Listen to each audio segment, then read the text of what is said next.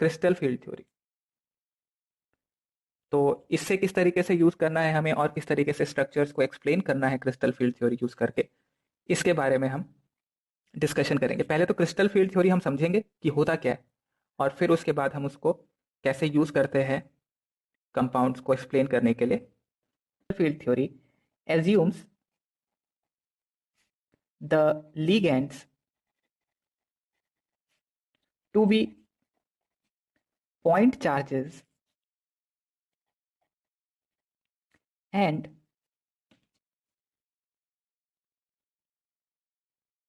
the interaction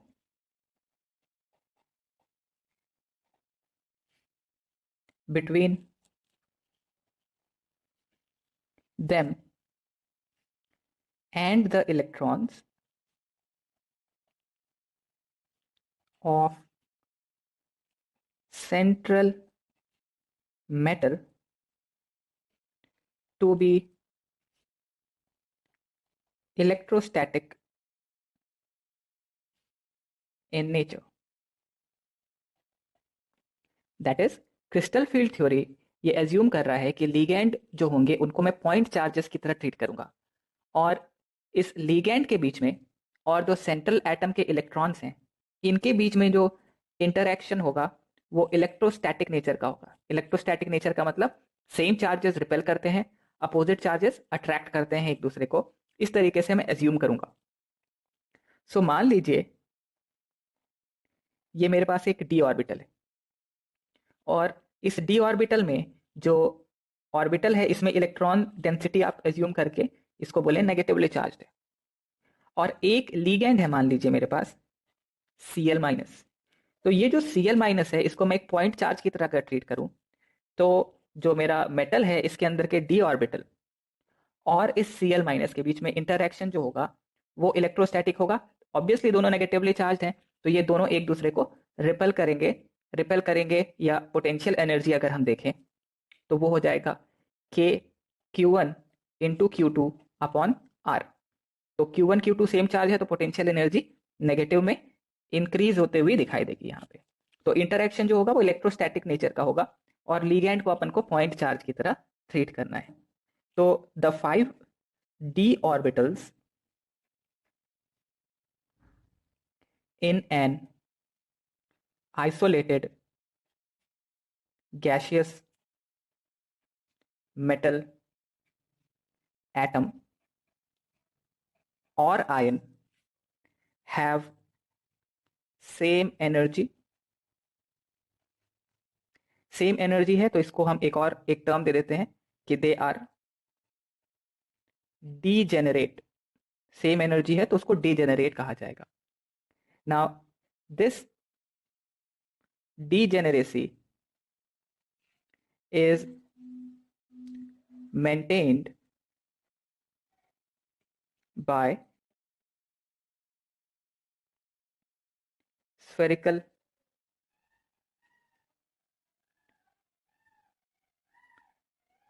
symmetrical field of negative charge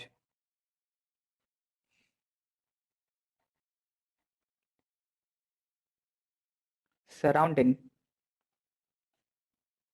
the metal. So the 5d orbitals in an isolated gaseous metal atom have same energy. That means पांचों की energy बराबर थी। That is they are degenerate. इस degeneracy को maintain कैसे किया है? तो ये जो डी ऑर्बिटल्स थे ये स्फेरिकल सिमेट्रिकल अरेंजमेंट में थे। अभी आगे मैं बताऊंगा कैसे होता है वो। और ये जो फील्ड था नेगेटिव चार्ज का, जो ऑर्बिटल्स थे डी ऑर्बिटल जो सराउंड कर रहे थे स्फेरिकल सिमेट्री में, इसकी वजह से सबकी एनर्जी बराबर थी। स्फेरिकल सिमेट्री की वजह से सबकी एनर्जी बराबर थी, तो और इसको हम कह रहे थे डीजेनरेट। नाउ इसके आगे हम समझें कि आगे क्या हो रहा है।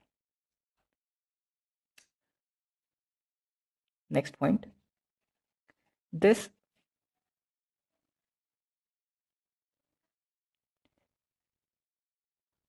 या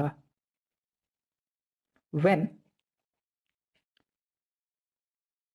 the negative field is due to ligand. अब ligand में जो नेगेटिव फील्ड है वो कैसे हो सकता है?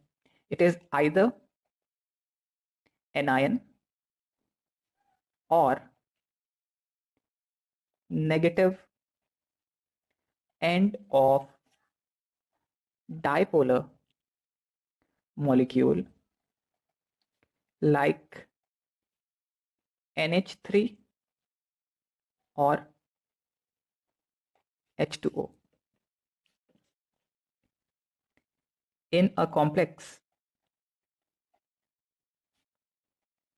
it becomes asymmetrical and the degeneracy of d orbitals is lifted.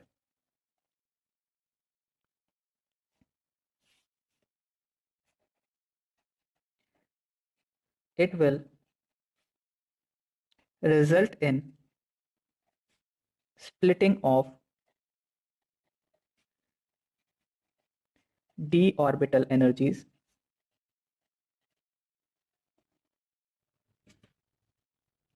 and the pattern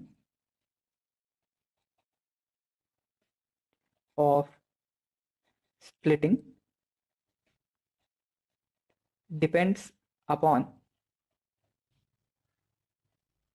the nature of crystal field.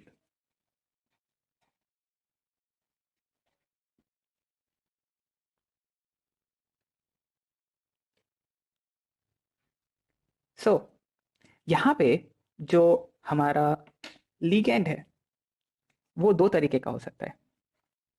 अगर Cl माइनस जैसा लिगेंड है तो ये तो नेगेटिवली चार्ज है, बिल्कुल ये पॉइंट चार्ज की तरह दिखाई दे रहा है। लेकिन अगर वाटर जैसा लिगेंड है तो वाटर जैसे लिगेंड में जो delta negative part and delta positive part है तो पोलर हो गया ये डाइपोलर। इसके अंदर में जो नेगेटिव पार्ट है उसकी वजह से हम नेगेटिव फील्ड कंसिडर करेंगे। दैट मीन्स ये जो नेगेटिव पार्ट है ऑक्सीजन के ऊपर में, इसकी वजह से हम पॉइंट चार्ज या negative end of dipolar molecule consider करना है हमें। तो अगर सिर्फ सेंट्रल एटम के डी ऑर्बिटल्स की वजह से डिजेनरेसी है, उसमें फिर जब लिगेंड आ जाते हैं तो उनकी वजह से डिजेनरेसी ब्रेक हो जाती है। अभी मैं आगे बताता हूं कैसे होगा वो। सो स्प्लिटिंग ऑफ डी ऑर्बिटल होने के बाद में जो पैटर्न ऑफ स्प्लिटिंग है उसके हिसाब से आप अलग अलग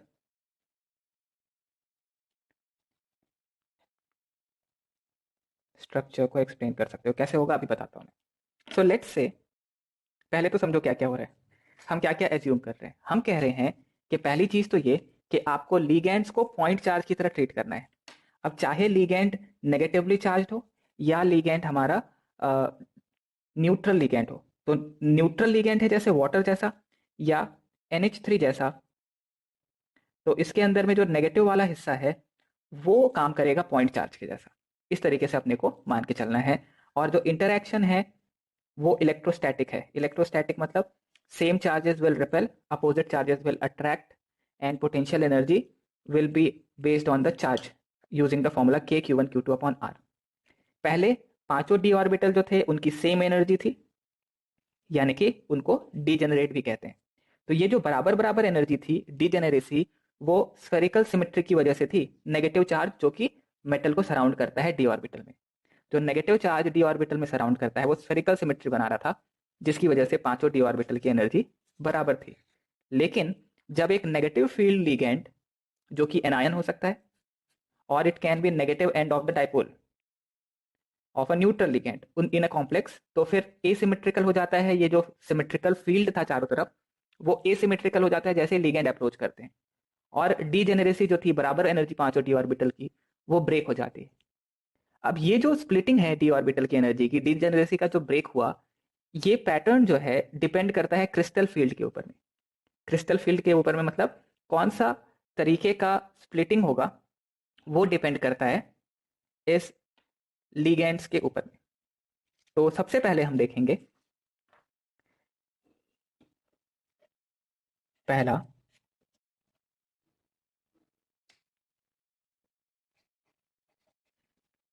crystal field effect in octahedral coordination entity. Crystal field effect in octahedral coordination entity. पहले octahedral के लिए देखेंगे और फिर हम कोऑर्डिनेशन नंबर 4 के लिए देखेंगे। तो हमारे पास जो डी ऑर्बिटल थे वो दो तरीके के थे। एक था हमारे पास प्लैनर डी ऑर्बिटल्स जो कि थे d x y, d y z and d z x, और इनको हम कहते हैं T2G, T2G ऑर्बिटल्स। तो T2G orbital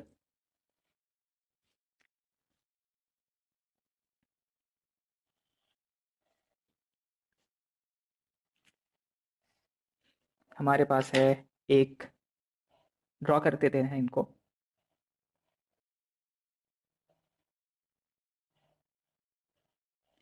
D x y, d y z and d z x. तो एक्स एक्सिस और वाई एक्सिस से 45 डिग्री बनाता हुआ this is d x y, then y axis and z axis में d y Z,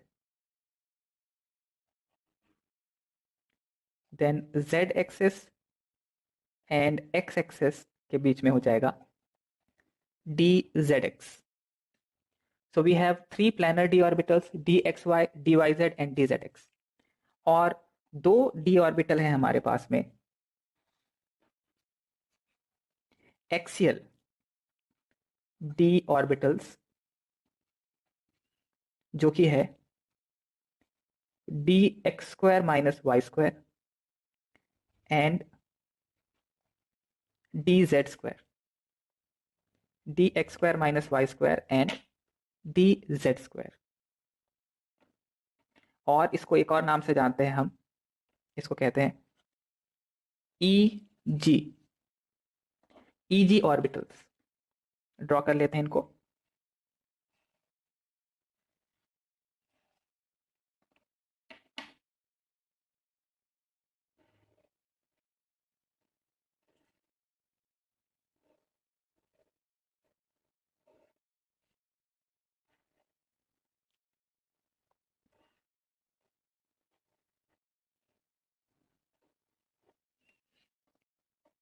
okay, so x axis and y axis के along हमें मिल जाता है d x square minus y square and z axis के along बनता है D z square. तो हमारे पास 5 डी ऑर्बिटल थे, जिनमें से 3 को कहा मैंने प्लैनर डी ऑर्बिटल्स, जिनको आप T2G भी कहते हैं, और दूसरे हैं हमारे पास दो axial d x square minus y square and d z square, जिसको आप EG ऑर्बिटल भी कहते हैं। T2G एंड EG, अभी आप ये नाम देखते रहेंगे आगे, तो इसको ठीक से देख लो, नोट कर लो। ड्रॉ कर लिया हमने 5 डी ऑर्बिटल। अब इनिशियली जब हमारे पास सिर्फ सेंट्रल एटम है, तो उस सेंट्रल एटम के चारों तरफ हम देख रहे हैं कि ये ऑर्बिटल्स अरेंज्ड होंगे, और इस अरेंजमेंट की वजह से हम देखते हैं एक स्फेरिकल सिमेट्री बनती है। ठीक है, और पांचों की एनर्जी जो थी वो इक्वल थी इनिशियली। अब मैं ये मान के चलता हूं कि ओरिजिन पे हमारा, ओरिजिन पे मेरा ये ऑर्बिटल्स या सेंट्रल एटम जो था वो ओरिजिन पे था, ये मान लेता हूं। अब इसके बाद जो 6 लिगेंड, इसको ऐसे देखिए। सो हम्म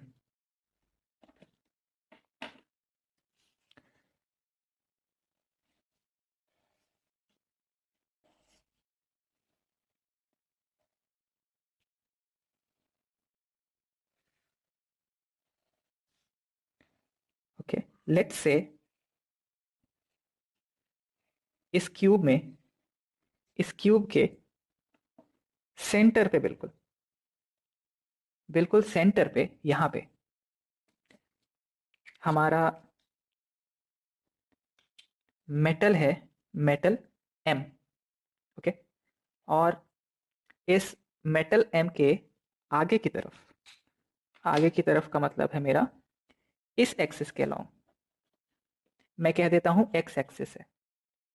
ऊपर की तरफ याद रखिए ये एम कहां पे है, ये है इस क्यूब के बिल्कुल सेंटर पे। ऊपर की तरफ है वाई एक्सिस, और ये जो आप बाहर की तरफ वाला जो फेस देख रहे हो इस क्यूब का, ये बाहर की तरफ वाला जो फेस है, इस तरफ, इस फेस को मैं कह रहा हूं z axis, x axis, y axis and z axis. अगर हम ऑर्बिटल्स को अरेंज करेंगे, देखिए, तो एक्स एक्सिस और वाई एक्सिस से 45 डिग्री बनाता हुआ, 45 डिग्री बनाता हुआ डी एक्स वाई था। तो ये जो डी एक्स वाई बनेगा, इसको अगर हम ड्रॉ कर दें तो वो कैसा दिखाई देगा हमें। तो एम से मैं ड्रॉ कर रहा हूं, एम से, देखिए एम सेंटर पे, तो सेंटर से ये वाला पॉइंट जो यहां कहीं पे, देन एक लोब इसका इधर आ जाएगा, एक लोब इस तरफ, और एक लोब इधर। समझे कहां कहां पे इंटरसेक्ट हुआ। तो एक इंटरसेक्शन हो रहा है, देखिए एज सेंटर देख पा रहे हैं आप, एज सेंटर ये है, एज सेंटर एक, दूसरा एज सेंटर है यहां, देन तीसरा एज सेंटर इधर, और चौथा एज सेंटर यहां। तो ये जो एम से मैंने बनाया है, ये ऑर्बिटल जो येलो से बनाया है मैंने, ये डी एक्स वाई है, एक्स एक्सिस और वाई एक्सिस से 45 डिग्री देता हुआ। तो डी एक्स वाई जो है वो आ रहा है, देखिए इसको एज सेंटर कहते हैं, ये जो आप पॉइंट देख रहे हैं इसको कहते हैं एज सेंटर। तो एज सेंटर के अलोंग आ गया डी एक्स वाई। इसी तरीके से अगर हम बनाना चाहते हैं डी वाई जेड, तो डी वाई जेड देखिए y axis and z axis से 45 डिग्री बनाता हुआ d y z. So y axis and z axis से 45 डिग्री बनाता हुआ, मतलब ये वाला पॉइंट आएगा। तो ये एक, देन यहां ये दूसरा, देन थर्ड वन, और ये यहाँ पे फोर्थ वन। तो ये कौन से 4 पॉइंट्स पे आके टच हो रहा है इस इमेजिनरी क्यूब में, तो आप कह सकते हैं यहाँ पे लगा है, एक यहाँ पे लगा, एक इधर और एक इधर। इमेजिन हो रहा है ये शेप।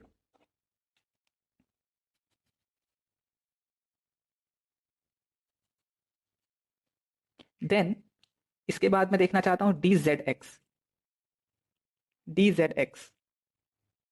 तो ये जो डी जेड एक्स आएगा वो आएगा जेड एक्सिस और एक्स एक्सिस। अब आप देखिए जेड एक्सिस और एक्स एक्सिस, तो ये जो प्लेन था, इस प्लेन, इस दो एक्सिस के प्लेन में आएगा, और 45 डिग्री इस एक्सिस से, यानी कि कहाँ कहाँ पे वो टच होना चाहिए। तो आप देखेंगे एक पॉइंट यहाँ आना चाहिए, एक यहाँ पे आना चाहिए, एक यहाँ पे और एक यहाँ पे। ड्रॉ करके देख लें। तो एक यहाँ, देन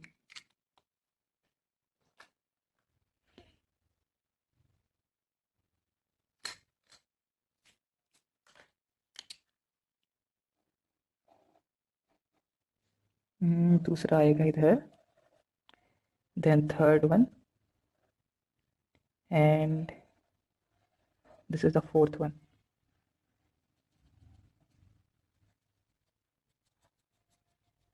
ये हो गया। इसके बाद बचे हमारे दो एक्सियल वाले, ईजी वाले। तो वो आएगा d x square minus y square.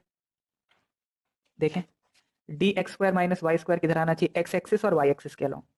तो हमारा एक्स एक्सिस, और डी जेड स्क्वायर देखिए जेड एक्सिस के अलोंग। तो एक्स और वाई एक्सिस के अलोंग जो ऑर्बिटल बनाएंगे हम, वो बिल्कुल यहाँ सेंटर पे आएगा, यानी कि इस क्यूब के फेस के सेंटर पे। सिमिलरली दूसरा वाला यहाँ फेस सेंटर पे आएगा, यहाँ और यहाँ, ये 4 पॉइंट आने चाहिए इसके जहां ये इंटरसेक्ट होगा। अब ड्रॉ करूं अगर मैं, तो ये इस तरीके से दिखना चाहिए। 1 और यहाँ ये 2 और यहाँ 3 और इस तरफ हो जाएगा ये 4, एक्स और वाई एक्सिस के अलोंग। अब बचा डी जेड स्क्वायर, तो डी जेड स्क्वायर आना चाहिए जेड एक्सिस के अलोंग। अब जेड एक्सिस के अलोंग अगर ड्रॉ करें हम, तो किस तरीके से दिखाई देगा ये? जेड एक्सिस के अलोंग मतलब ये सामने वाला फेस और ये पीछे वाला फेस इस तरीके से होगा। पीछे की तरफ जो फेस पे आ रहा था इधर कहीं पे, और यहाँ पे और यहाँ पे। अब ये इस तरीके का ये जो सिमेट्री आप देख, अब देखिए स्फेरिकल सिमेट्री का मतलब क्या है। अब जब ये इस सारे के सारे डी ऑर्बिटल्स को लगा के आप जब देखते हो तो आपको दिखाई देता है कि एक बहुत अच्छा सिमेट्रिकल सा अरेंजमेंट बन गया है। देख पा रहे हैं? ये सिमेट्रिकल अरेंजमेंट जो आप देख रहे हैं, इसकी वजह से डी ऑर्बिटल्स जो थे वो सब के सब इक्वल एनर्जी पे थे। इनिशियली स्टार्टिंग में सब बराबर एनर्जी पे थे क्योंकि ये स्फेरिकल सिमेट्री था। अगर ये शेप इमेजिन और अच्छे से करना है तो आप ऐसे इमेजिन करो कि आप एक रूम के अंदर में, आप एक रूम के अंदर में बैठे हो बिल्कुल सेंटर पे, और उस सेंटर से जितने भी एज सेंटर्स हैं उनके अलोंग आप देख पा रहे हैं d x y, d y z और डी जेड एक्स। और जो फेस सेंटर है, 6 फेस हैं आपके पास, जो फेस सेंटर हैं उनके अलोंग है मेरे पास d x square y square and d z square. पहले तो ये शेप इमेजिन करना है। शेप इमेजिन हो जाए तो फिर हम आगे की कहानी पे बात करें। पहले तो शेप इमेजिन करो। हुआ शेप इमेजिन कि आप अगर सेंटर पे बैठे हो मेटल पे, तो मेटल पे बैठे हो तो आपको जो ये एज सेंटर्स दिखाई दे रहे हैं, इन एज सेंटर के along d x y d y z और डी जेड एक्स है। और जो फेस सेंटर है, फेस सेंटर देखिए, ये जो फेस है इसका सेंटर, ये जो फेस है इसका सेंटर, फेस का सेंटर, ये फेस का सेंटर, एक आगे की तरफ और एक पीछे की। तो 6 फेस सेंटर के along d x square y square and d z square. तो ये था हमारा spherical symmetry. This is spherical symmetry. Now, तो मैंने इस जो स्ट्रक्चर को बनाया है इसके लिए मैं लिख लेता हूं। Let us assume the 6 ligands are positioned symmetrically along the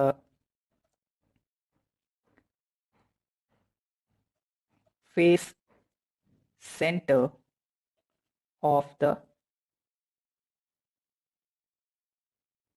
imaginary cube. Okay, so मैंने इस जो क्यूब को इमेजिन किया, इसके फेस सेंटर, आपको नहीं पता फेस सेंटर तो लिख लो, इसमें ड्रॉ करके मैं बता देता हूँ। सो लेट्स से अगर आपके पास एक क्यूब है इस तरीके का, तो ये जो फेस के बीच में है इसको बोलते हैं फेस, यहाँ पे भी एक बना देता हूँ, फेस सेंटर। और इधर जो पॉइंट है एज के अलॉन्ग, इसको बोलते हैं एज सेंटर। देखो, face center and edge center. तो मैंने कहा ये जो 6 लिगेंड हैं ये पोजीशनड है symmetrically along the face centre. तो फेस सेंटर देखिए, तो आपके पास 1 2 3 4, एक आगे और एक पीछे, 6 फेस होंगे। अगर आप इमेजिन करना चाहते हो फेस सेंटर, तो आप जिस रूम पे बैठे हो उसको देखो, उस रूम पे जो वॉल्स हैं, हर वॉल को आप एक फेस कंसिडर कर सकते हो। हर वॉल को एक फेस कंसिडर करो और उसका जो सेंटर है उसको एज्यूम करो फेस सेंटर। तो ऐसे कितने वॉल है देखिए, 4 वॉल्स, राइट। और इन 4 वॉल्स के अलावा एक छत होगा ऊपर में, और एक नीचे जो फर्श है बॉटम, उसको भी काउंट कर लें तो 4 वॉल्स, एक छत और एक फर्श, ये हो गए हमारे 6 फेस। ठीक है, और इनका जो सेंटर है वो फेस सेंटर है। तो मैं ये कह रहा हूं कि जो लिगेंड्स हैं वो 6 के 6 लिगेंड्स अप्रोच कर रहे हैं इस फेस सेंटर के अलॉन्ग। फेस सेंटर के अलॉन्ग मतलब जो लिगेंड्स आ रहे हैं मेटल की तरफ, वो अटैक हो रहा है इन लिगेंड्स की तरफ से जो कि फेस सेंटर पे है, यानी कि 6 लिगेंड्स जो हैं वो 6 के 6 फेस की तरफ से अटैक कर रहे हैं।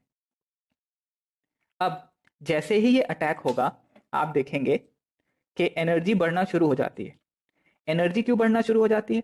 क्योंकि जो लिगेंड है वो भी नेगेटिवली चार्ज है और जो ऑर्बिटल्स है उनमें भी नेगेटिव चार्ज है। तो आगे लिखिए, first there is an increase in energy of d orbitals to that of the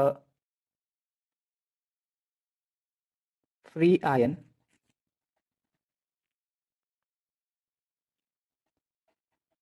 just as would be the case in spherical symmetry.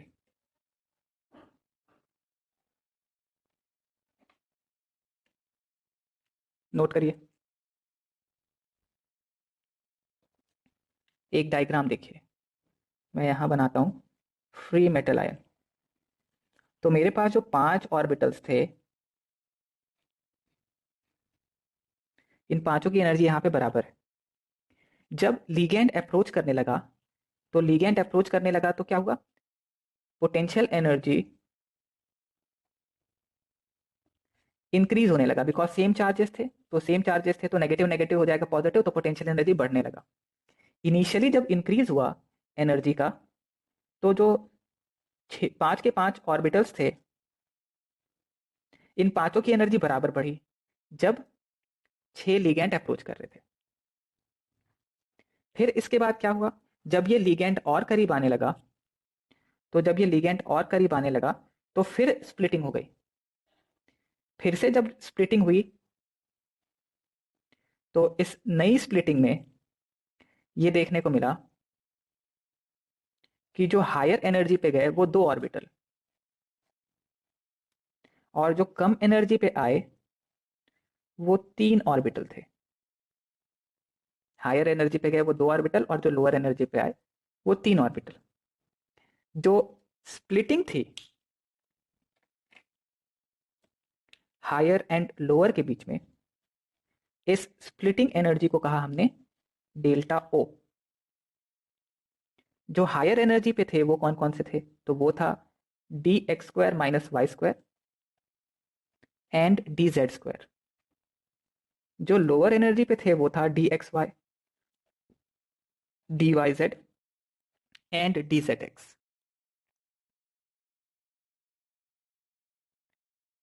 अब जब बिल्कुल जीरो पे थे तो मैं इसको कह रहा हूं कि ये फ्री मेटल आयन था लोअर पोटेंशियल एनर्जी पे। जब लीगेंड अटैक हुआ तो ये एनर्जी बढ़ गई, तो इसको बोलूंगा average energy of D orbital. Average energy of D orbital in spherical crystal field. Okay, then अब यहाँ पे जो सेंटर है यहाँ पे, बिल्कुल इसको बोलते हैं एवरेज एनर्जी, इसको बारी सेंटर बोलेंगे, बारी सेंटर। एवरेज जो था बीच में, वो ऊपर की तरफ ये जो आप एनर्जी का डिफरेंस देख रहे हैं बैरी सेंटर से, वो होगा 3/5 डेल्टा ओ, और जो नीचे की तरफ आ रहा है ये है 2/5 delta O.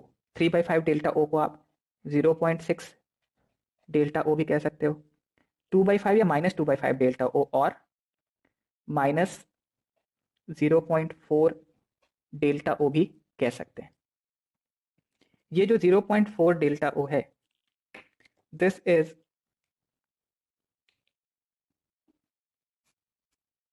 Energy corresponds to evolution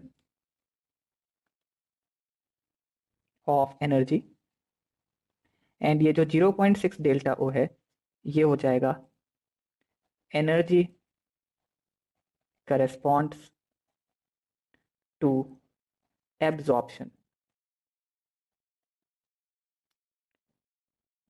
okay,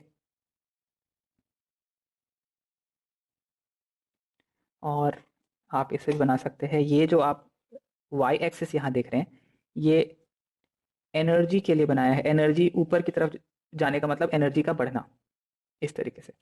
और एक्सिस आप बना सकते हो एक्स वाई जेड, या नहीं भी बनाएंगे तो भी कोई दिक्कत नहीं। डेल्टा ओ क्या था ये भी लिख लो, this is crystal field splitting. Clear diagram बनाना, क्लियर डायग्राम बनाना दिखना चाहिए, समझ में आना चाहिए बाद में देखें तो। फॉर ऑक्टाहेड्रल, ऑक्टाहेड्रल के लिए डेल्टा ओ किया मैंने।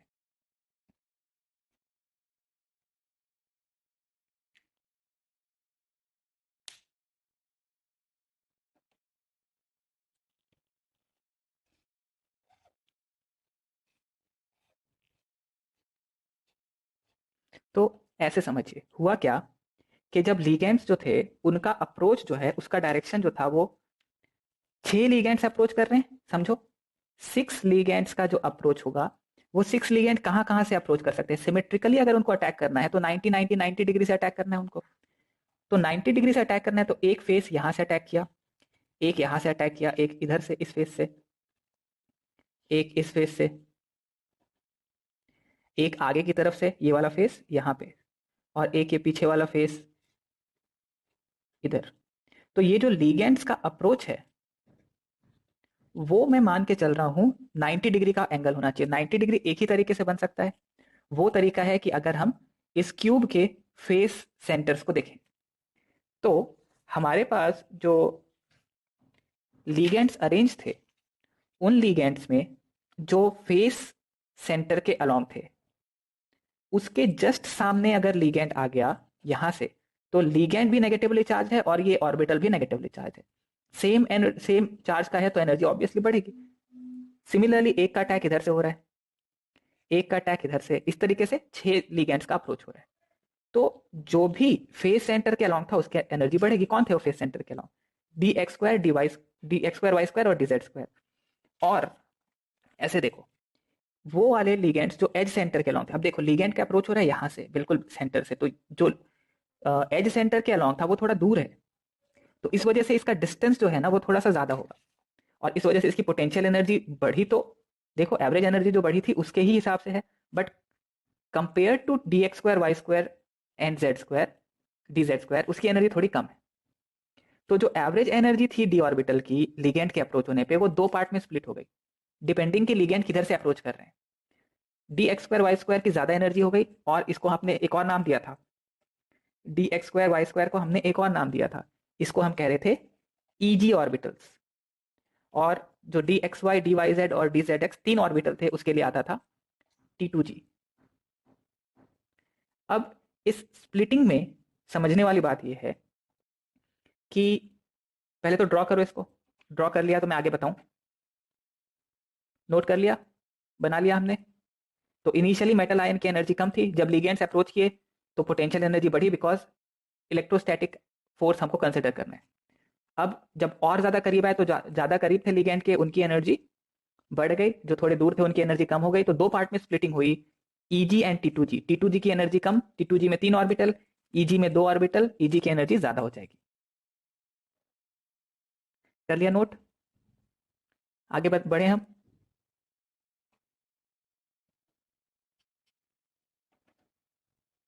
जल्दी बताओ, नोट कर लिया कि नहीं? स्प्लिटिंग समझ में आया कैसे हुआ स्प्लिटिंग?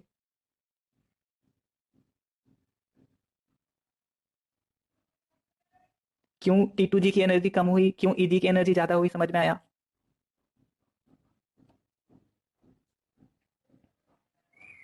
चलो आगे बढ़े। तो इसके आगे अब ये जो स्प्लिटिंग हुई इसका असर पड़ता है हमारे कॉम्प्लेक्स कंपाउंड के ऊपर में। कैसे पड़ेगा? तो मान लीजिए हमारे पास एक एग्जाम्पल है, या ऐसे लिखना, the filling of electrons will take place in lower energy orbital first and then higher energy। जो हमारे पुराने रूल्स थे उसके अकॉर्डिंग ही चलेंगे, पहले लोअर एनर्जी वाले ऑर्बिटल्स फिल होंगे और उसके बाद फिर हायर एनर्जी वाले ऑर्बिटल्स का नंबर आएगा। So the actual configuration adopted by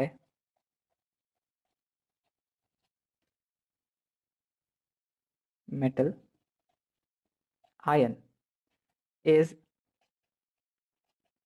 decided by the relative value of delta O and P। यहाँ पे P क्या है? P is the P represents the energy required for electron pairing in a single orbital। The energy required for electron pairing in a single orbital।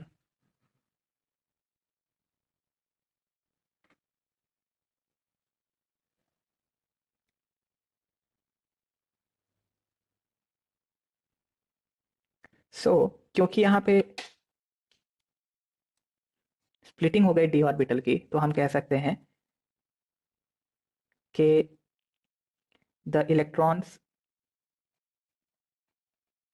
Are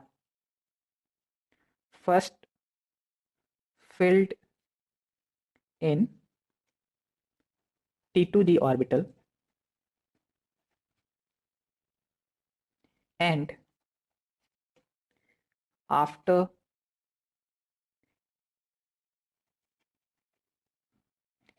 D3, यानी कि 3 electron fill करने के बाद अगर 4th इलेक्ट्रॉन फिल करना है हमें, that is for D4 2 possible pattern of electron distribution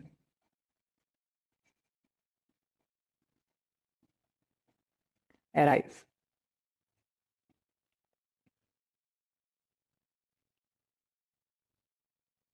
okay, note करें।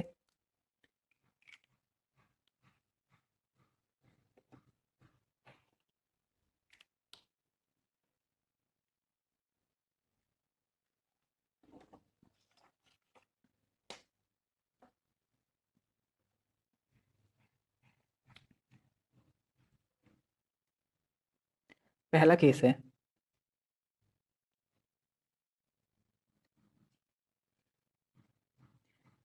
if delta O is less than pairing energy, we have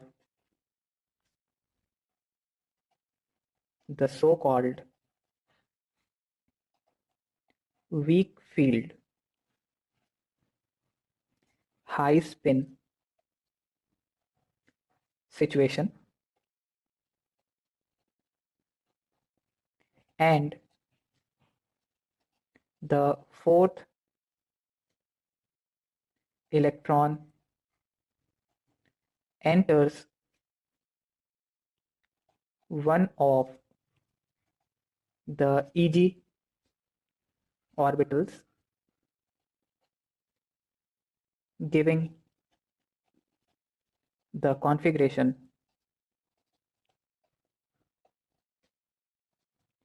T2G 3 Eg1. Now, if the fifth electron is added, the configuration becomes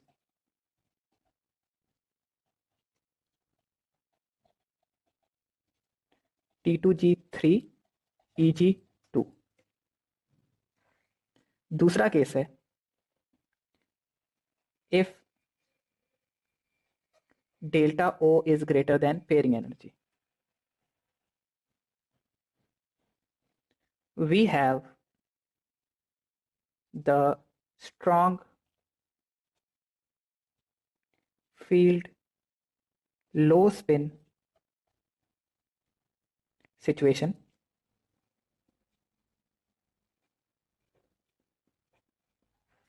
and the fourth electron enters one of the Eg orbital, giving the configuration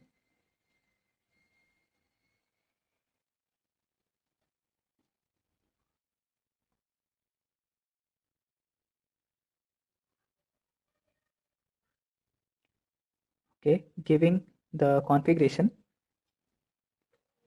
T2G 2 1 1 Eg enters one of the Eg, one of the T2G karo, one of the T2G, and we have configuration T2G 2 1 1, and if fifth electron is added, the configuration T2G 2 2 1 Eg 0 0.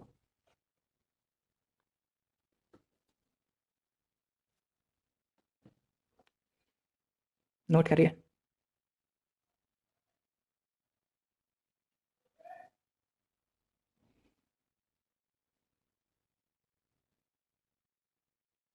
तो ये depend करता है कि कौन सा type of configuration आएगा। That depends on the crystal field splitting, delta o और pairing energy. तो पेयरिंग एनर्जी बेसिकली वो एनर्जी था जो कि रिक्वायर्ड था इलेक्ट्रॉन को पेयरिंग करने के लिए सिंगल ऑर्बिटल में। और डेल्टा ओ क्या था? तो डेल्टा ओ था कि T2G और Eg के बीच में जो एनर्जी गैप है, उस एनर्जी गैप को आप डेल्टा ओ कह रहे हैं। तो लेट्स से समझने के लिए समझिए कि आपके पास एक ही इलेक्ट्रॉन है डी में। तो एक ही इलेक्ट्रॉन है तो वो यहाँ आ जाएगा T2G में, क्योंकि लोअर एनर्जी पहले फिल होता है, हायर एनर्जी बाद में फिल होता है। आउट रूल अपने को पता है। अगर 2 इलेक्ट्रॉन थे तो ये इस तरीके से हो जाएगा, 3 इलेक्ट्रॉन थे तो यहाँ हो जाएगा। 3 तक में कोई दिक्कत ही नहीं है, चाहे कैसा भी केस हो। लेकिन अगर फोर्थ इलेक्ट्रॉन आता है तो फोर्थ इलेक्ट्रॉन के पास 2 ऑप्शन है। वो फोर्थ इलेक्ट्रॉन या तो ऊपर चला जाए या फिर वो पेयरिंग कर ले। कौन सा चुनेगा? पेयरिंग करेगा या ऊपर जाएगा? ये डिपेंड करता है एनर्जी पे, कि अगर पेयर होने में ज्यादा एनर्जी लग रही है और डेल्टा ओ कम है तो वो कम एनर्जी वाला ऑप्शन चुनेगा। अगर डेल्टा ओ बहुत बड़ा है और पेयरिंग में कम एनर्जी लग रही है तो वो पेयर हो जाएगा। तो 2 केस बनते हैं फोर्थ इलेक्ट्रॉन जब एंटर होगा तो। और वो फोर्थ केस क्या है? सॉरी, वो दो केस क्या है? अगर अगर डेल्टा ओ कम है और पेयरिंग एनर्जी ज्यादा है, मतलब पेयर होने में ज्यादा एनर्जी लग रही है, जबकि इलेक्ट्रॉन को ऊपर जाना जो है, ऊपर वाले ऑर्बिटल को ऑक्यूपाई करना ज्यादा आसान लग रहा है। क्यों? बिकॉज एनर्जी वाइज देखिए पेयरिंग में ज्यादा एनर्जी लग रही है। तो उस केस को हम कहते हैं वीक फील्ड केस और high spin situation. Weak field case और हाई स्पिन सिचुएशन में ये देखने को मिलता है कि जो फोर्थ इलेक्ट्रॉन है, 3 इलेक्ट्रॉन ऐड करने के बाद जो फोर्थ इलेक्ट्रॉन है वो अब ईजी ऑर्बिटल में जाएगा और ईजी ऑर्बिटल में जाके देगा T2G3। देखिए T2G में 3 इलेक्ट्रॉन आ चुके हैं, चौथा इलेक्ट्रॉन ऊपर आएगा तो Eg1। और अगर मैं 5 इलेक्ट्रॉन कर दूं, पांचवा इलेक्ट्रॉन एंटर करूं तो क्या बनेगा? T2G 1 2 3 और 4 और 5, Eg2 हो जाएगा। समझ में आता है? कब होगा ये? जब पेयरिंग में ज्यादा एनर्जी लग रही है तो पेयर होना मुश्किल, और डेल्टा ओ कम है, मतलब ऊपर कूद के जाना इलेक्ट्रॉन के लिए ज्यादा आसान हो चुका है। दूसरा केस समझिए, जब डेल्टा ओ बहुत बड़ा हो जाएगा, डेल्टा ओ मतलब ये जो स्प्लिटिंग है, ये स्प्लिटिंग का गैप बहुत बड़ा हो जाएगा। ये स्प्लिटिंग का गैप बहुत बड़ा हो जाएगा तो एनर्जी जो बहुत ज्यादा हो जाएगी डेल्टा ओ में, तो पेयरिंग होना बहुत आसान हो जाएगा, क्योंकि कम एनर्जी वाला ऑप्शन चुनना होता है इसको। तो पी, अब पेयरिंग एनर्जी कम है तो पेयरिंग होना आसान है। इस केस को बोलते हैं स्ट्रॉन्ग फील्ड लिगेंड केस और लो स्पिन केस, लो स्पिन सिचुएशन। तो फोर्थ इलेक्ट्रॉन जो है अब वो T2J में ही एंटर करेगा और पेयरिंग हो जाएगा। तो अब मेरे को मिलेगा T2G2,1,1। कैसे मिला? 3 इलेक्ट्रॉन पहले से थे, चौथा इलेक्ट्रॉन अब पेयर हो गया। तो पेयर हो गया तो एक ऑर्बिटल में 2 इलेक्ट्रॉन हो गए, बाकी 2 सिंगली ऑक्यूपाइड। अगर फिफ्थ इलेक्ट्रॉन, पांचवा इलेक्ट्रॉन भी ऐड कर दिया तो क्या होगा? अब पांचवा इलेक्ट्रॉन तो 1 2 3 और 4, और पांचवा भी इसी में पेयर हो जाएगा। तो 5 अब पेयर आ जाएंगे यहाँ पे। समझ में आता है केस? क्लियर है पॉइंट क्या हो रहा है? कब कौन सा चुनेगा? अगर डेल्टा ओ लेस है तो वीक फील्ड वाला केस बनेगा, याद रखो इसको। वीक फील्ड और हाई स्पिन सिचुएशन कहते हैं। इस केस में अनपेयर्ड इलेक्ट्रॉन रहेंगे। जब स्पिन, जब डेल्टा ओ ज्यादा हो जाएगा, एनर्जी गैप बढ़ जाएगा, तो उस केस में पेयरिंग होना आसान हो जाएगा। जब पेयरिंग होगी तो अनपेयर्ड इलेक्ट्रॉन कम हो जाएंगे तो लो स्पिन हो जाएगा, और इसको स्ट्रॉन्ग फील्ड कहते हैं। स्ट्रॉन्ग फील्ड और वीक फील्ड का मतलब क्या है? लिगेंड्स को 2 पार्ट में डिवाइड किया जाता है कि कुछ लिगेंड्स जो होते हैं वो वीक लिगेंड होते हैं। तो वीक लिगेंड के केस में पहला केस बनता है, स्ट्रॉन्ग लिगेंड के केस में सेकेंड बनेगा। ठीक है, समझ में आया कब कौन सा केस लगाना है अपने को? अब कैसे यूज करना है आगे मैं बताऊंगा, फिलहाल तो आप इसको लिख लीजिए। आगे लिखें इसके।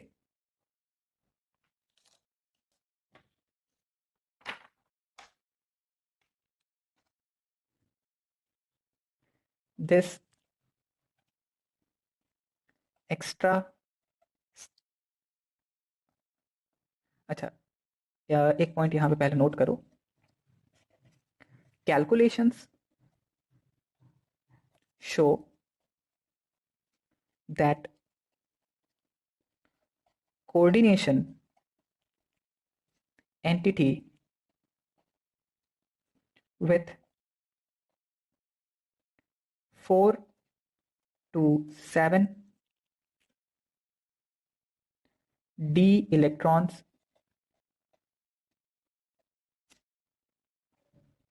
are more stable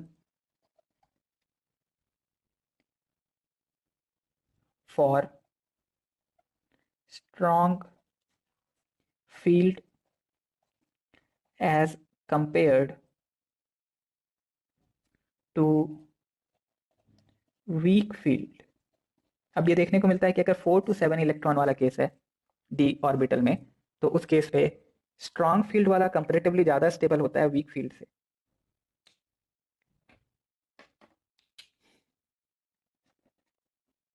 this extra stabilization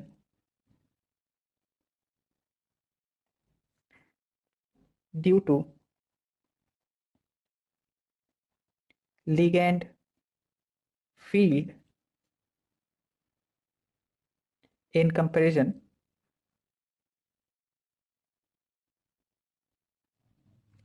to normal situation,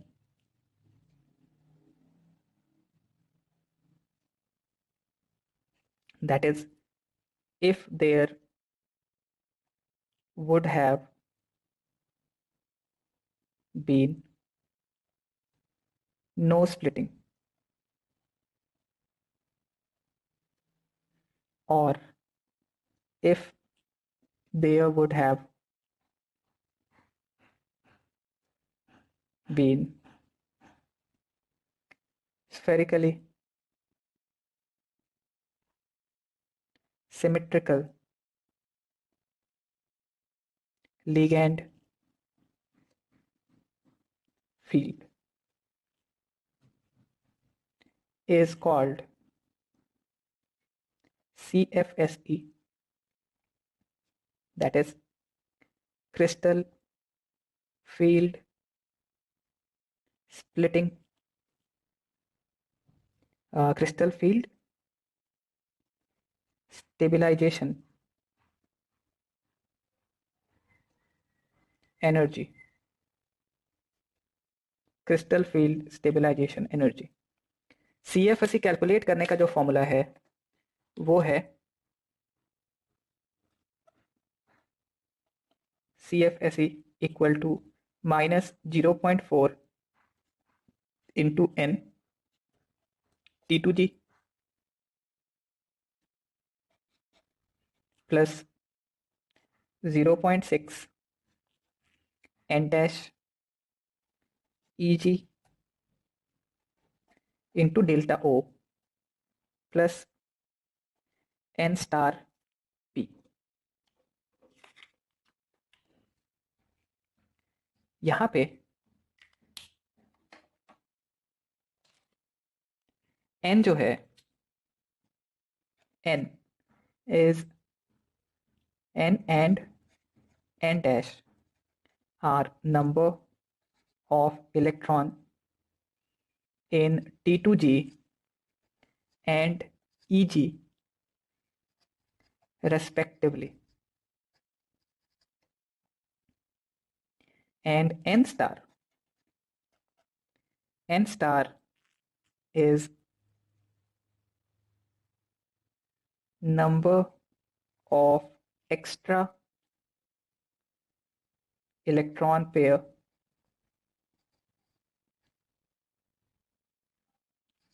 formed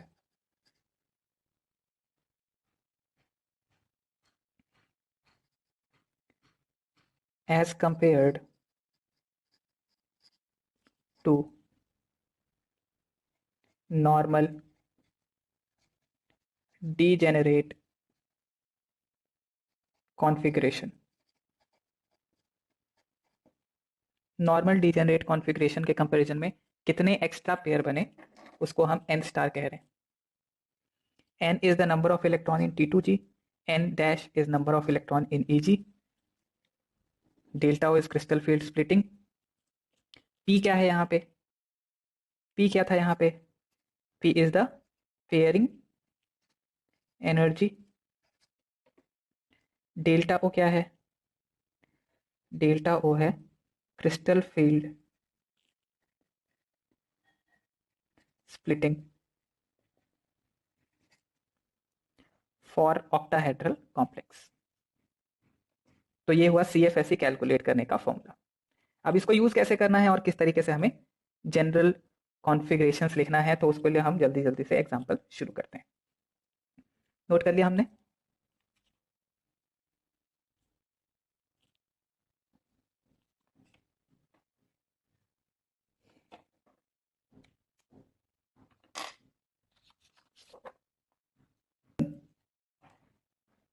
configuration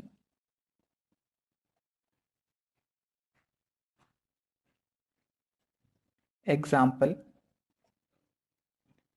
then लिखेंगे configuration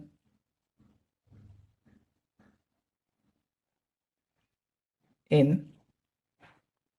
ligand field and last होगा CFSE metal ion configuration example. तो ये मैंने 4 पार्ट में स्प्लिट करके इसको लिखा। जैसे सबसे पहले देखिए, अब हम सीख रहे हैं कि फिलिंग कैसे करनी है, इलेक्ट्रॉन किस तरीके से आपको फिल करने। सो अगर आपके पास D0 है, D0 कॉन्फ़िगरेशन का एग्जाम्पल होगा स्कैंडियम +3 अगर आपके पास आयन हो तो कॉन्फ़िगरेशन कैसे लिखा जाए। सो वी हैव T2G क्योंकि D 0 है तो T2G में कितने इलेक्ट्रॉन? 0 0 0। EG में 0 एंड 0। CFSE, तो CFSE का फॉर्मूला क्या था? N minus 0.4 N T2G plus 0.6 N dash EG into delta O plus N star P। तो इस केस में ना N है ना N डैश है, तो एनर्जी आ गई CFSE की 0। ओके, देन D1 कॉन्फ़िगरेशन, जैसे कि हमारे पास है टाइटेनियम प्लस 3, टाइटेनियम प्लस 3। अब देखिए फिलिंग कैसे होगी। तो T2G में 3 ऑर्बिटल थे, 3 ऑर्बिटल में 1 0 0 EG 0 एंड 0। CFSE कितना आएगा? तो T2G में एक और इलेक्ट्रॉन है तो minus 0.4 into delta O, n dash is 0 minus 0.4 delta O। Then D2 का एग्जाम्पल हो सकता है हमारे पास वेनेडियम प्लस 3। इसके अंदर में कॉन्फ़िगरेशन देखें, T2G 1 1 0, पहले सिंगली ऑक्यूपाइड होंगे ऑर्बिटल, उसके बाद फिर पेयरिंग होगी और स्प्लिटिंग एनर्जी आ गई minus 0.8 delta O। Then D3 के लिए क्रोमियम प्लस 3 का एग्जाम्पल हो सकता है या वेनेडियम प्लस 2 का एग्जाम्पल हो सकता है। सो कॉन्फ़िगरेशन आएगा T2G, देखिए D3 में क्या आएगा, 3 ऑर्बिटल है, सिंगली ऑक्यूपाई कराएंगे 1 1 1, EG 0 0 एंड एनर्जी आ गया माइनस 1.2 डेल्टा O। रखो n की जगह वैल्यू। देन मैं D4 से D8 तक का, D4 से D8 तक का अलग से बताऊंगा स्ट्रॉन्ग वीक का। आप यहाँ इसके आगे लिखें D9 कॉन्फ़िगरेशन। D9 कॉन्फ़िगरेशन जैसे कि कॉपर प्लस 2। अब देखिए D में 9 इलेक्ट्रॉन है, तो उसको आप कैसे फिल करोगे T2G और EG में? अगर आप इस तरीके से देखिए, सो 9 इलेक्ट्रॉन कैसे फिल होगा? तो 1 2 3। अगर लेट से वीक लिगेंड होता तो कैसे फिल होता? 1 2 3, देन 4 5, पहले सिंगली ऑक्यूपाई होगा वीक लिगेंड में, 5 हो गया, फिर 6 7 8 और 9। अगर स्ट्रॉन्ग लिगेंड होता तो कैसे फिल होता? T2G 2 2 2, पहले पेयरिंग होगी तो 2 2 2 6 हो गया, फिर उसके बाद 2 1। तो इससे फर्क नहीं पड़ रहा देखिए कि वीक लिगेंड है कि स्ट्रॉन्ग लिगेंड है, राइट? फर्क नहीं पड़ रहा। तो D0 से D3 तक और D9 और D10 के लिए आपको इससे फर्क नहीं पड़ने वाला कि लिगेंड स्ट्रॉन्ग है कि वीक है। CFSE कितना हो जाएगा? तो 6 है यहाँ पे, तो minus 0.4 into 6 plus 0.6 into 3 delta O, that is equal to minus 1.2 delta O। Minus 1.2 नहीं, माइनस 0.6 आएगा, माइनस 0.6 डेल्टा O। सिमिलरली अगर D10 कॉन्फ़िगरेशन हो, D10 कॉन्फ़िगरेशन जैसे कि जिंक प्लस 2 का, तो अब इसके अंदर में कैसे फिल होगा T2G एंड EG? देखिए 10 है तो आप जानते हैं कि 2 2 2 2 2, यहाँ पे आप अगर लेट से मैं बता ही देता हूँ 1 2 3 होता, देन अगर वीक लिगेंड होता तो फोर्थ यहाँ आता, फिफ्थ यहाँ आता, then sixth seventh eighth ninth and tenth. अगर स्ट्रॉन्ग लिगेंड होता तो कैसे फिल होता? 2 2 2, देन 2 2, पहले T2G पूरा फिल होता फिर EG होता। खैर दोनों ही केस में जो भी आएगा, तो यहाँ CFSE कितना आ जाएगा? Minus 2.4 delta O plus 2.4 delta O, that is equal to 0। तो D0 और D10 के लिए हमने देखा CFSE 0 हो गया। यहाँ वर्ड्स में लिख लेना, for above configuration there is no effect of the nature of ligand। फर्क नहीं पड़ता वीक लिगेंड है कि स्ट्रॉन्ग लिगेंड है। D0 से D3 and D9 to D10, इनमें सेम कॉन्फ़िगरेशन आएगा चाहे स्ट्रॉन्ग लिगेंड हो या वीक लिगेंड हो। ओके, नोट करिए।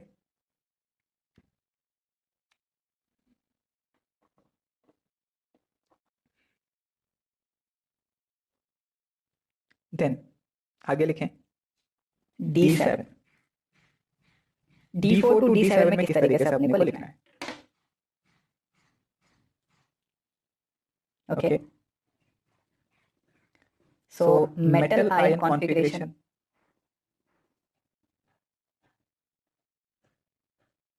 Then configuration.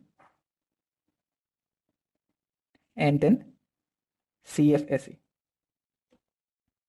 So basically हम ये देख रहे हैं कि कॉन्फ़िगरेशन क्या क्या पॉसिबल है। अगर हमारे पास D4 कॉन्फ़िगरेशन है और एग्जाम्पल के लिए मेरे पास क्रोमियम प्लस 3 है, तो क्रोमियम प्लस 3 में स्ट्रॉन्ग लिगेंड हो तो क्या केस बनेगा? स्ट्रॉन्ग लिगेंड में देखिए, अब T2G में 1 2 3 और फोर्थ इलेक्ट्रॉन, अब क्योंकि स्ट्रॉन्ग लिगेंड है तो पेयरिंग हो जाएगी इसमें। सिंपल सा मैंने बताया, स्ट्रॉन्ग लिगेंड में पेयरिंग होना है, वीक लिगेंड में ईजी ऑर्बिटल में फिलिंग होगी। अगर स्ट्रॉन्ग लिगेंड है तो पेयरिंग होगी और वीक लिगेंड है तो पेयरिंग नहीं होती जनरली। ठीक है, तो यहाँ पे CFSE आ जाएगा। देखिए एक एक्स्ट्रा पेयर है यहाँ पे, या CFSE निकालने से पहले देख लो, अगर वीक लिगेंड होता तो क्या बनता? तो बनता T2G 1 2 3 एंड EG 1,0। तो नॉर्मल लिगेंड है तो एक भी पेयर नहीं होता, लेकिन इस केस में स्ट्रॉन्ग लिगेंड में एक पेयर हो रहा है। देख पा रहे हैं? समझ में आ रहा है क्या कह रहा हूं मैं? तो T2G 2,1,1 है यहाँ पे, वीक लिगेंड में T2G 1,1,1 EG 1,0। तो ये CFSE हो जाता है यहाँ -1.6 डेल्टा O प्लस P, जबकि सेकेंड केस में ये आएगा -0.6 डेल्टा O। नाउ अगर D5 हो तो D5 के दो केस हो सकते हैं, Mn+2 या फिर Fe+2 Fe+3। अगर स्ट्रॉन्ग लिगेंड है तो केस क्या बनेगा? तो देखो अब मैं इसको इस तरीके से मैं नहीं बताऊंगा, अब मैं सीधा सीधा बताऊंगा। तो T2G में 2,1 EG 0,0। और अगर इसकी जगह वीक लिगेंड होता तो वीक लिगेंड में होगा T2G 1,1,1 EG 1,1। तो CFSE आएगा फर्स्ट केस में -2.0 delta O plus 2P and second one में 0। देन D5, सॉरी D5 है तो D6 होगा। सो यहाँ एग्जाम्पल है cobalt +3 and Fe+2। Strong ligand के केस में देखिए 6 इलेक्ट्रॉन है, कैसे फिल करोगे 6 इलेक्ट्रॉन को? तो स्ट्रॉन्ग लिगेंड में पेयरिंग होगी तो 2,2,2 हो जाएगा एंड EG हो जाएगा 0,0। अगर वीक लिगेंड होगा तो कैसे करें? तब हम पहले सिंगली ऑक्यूपाई करेंगे, तो 1 2 3 4 5 and sixth one again pair होना पड़ेगा, वो कोई ऑप्शन ही नहीं उसके पास। समझो 1 2 3 4 5 सिंगली ऑक्यूपाई हो गया, तो छठवा कहाँ जाएगा? तो सिक्स्थ को वापस पेयर होना पड़ेगा, तो वो T2G में आएगा। तो 2,1,1 एंड EG इज 1,1। और CFSE कैलकुलेट कर लीजिए तो -2.4 डेल्टा O प्लस P, और सेकेंड वाले में आएगा -0.4 डेल्टा O।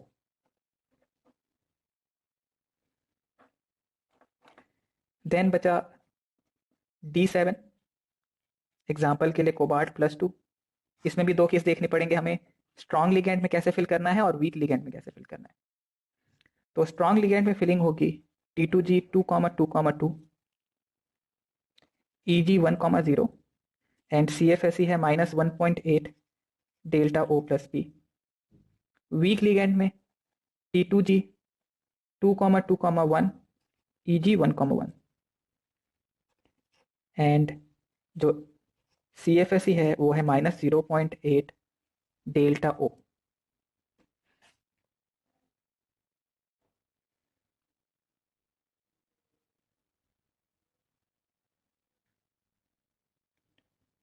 ओके, यहां पे SL क्या है? SL is strong field ligand and WL is weak field ligand. भाई सिंपल सा केस ये है कि स्ट्रॉन्ग लिगेंड होगा तो कैसा कॉन्फ़िगरेशन आएगा और वीक लिगेंड होगा तो कैसा कॉन्फ़िगरेशन होगा। तो स्ट्रॉन्ग लिगेंड के केस में आपने ये देखा that delta O, strong ligand में क्या होता था, डेल्टा ओ ज्यादा हो जाता था तो पेयरिंग हो जाती थी, और पेयरिंग हो जाती थी तो इस वजह से हम क्या देख पाते हैं, पेयरिंग होने की वजह से कि पहले T2G पूरा फिल होगा उसके बाद EG का नंबर आएगा। जब वीक लिगेंड होता था तो वीक लिगेंड में क्या होगा कि पेयरिंग नहीं होगी, पहले T2G फिल होने के, सिंगली ऑक्यूपाई होने के बाद EG सिंगली ऑक्यूपाई होगा, और उसके बाद फिर अगर 5 इलेक्ट्रॉन हो गए EG में और T2G में मिला के तो फिर पेयरिंग होती थी। तो वही मैंने यहाँ पे केसेस के फॉर्म में लिखा है कि D4 से D7 में वीक लिगेंड होगा तो कैसे कॉन्फ़िगरेशन आएगा, स्ट्रॉन्ग लिगेंड होगा तो कैसा कॉन्फ़िगरेशन आएगा। इसको याद रखने की जरूरत नहीं, इसको समझने की जरूरत है। आप अगर समझ लेंगे इसको तो आपको याद रखने की जरूरत नहीं है, आपको खुद ही समझ में आ जाएगा कि कब क्या करना है, कब किस तरीके से किसको अप्लाई करना होगा।